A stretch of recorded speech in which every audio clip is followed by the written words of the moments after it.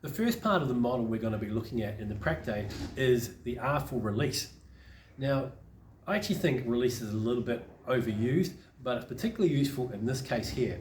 We're going to talk about pec minor, which most of you will know is a little muscle that runs from here, the coracoid process on the scapula, and it attaches down to ribs 3, 4, and 5 on the rib cage here.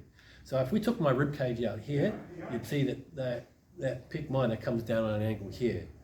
When that muscle gets too much tone in it, the issue is it pins the scapula and it doesn't allow the scapula to move well.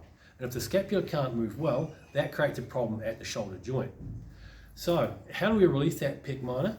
Well, we're going to use our trusty massage ball here.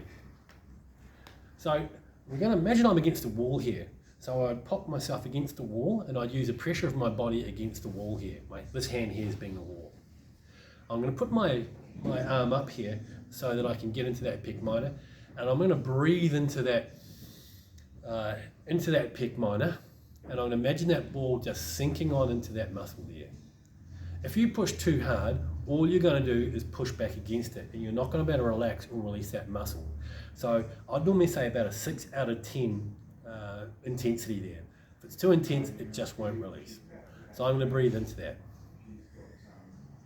What I'm going to do to finish that one here, and I'm going to spin around so you would see me against the wall here.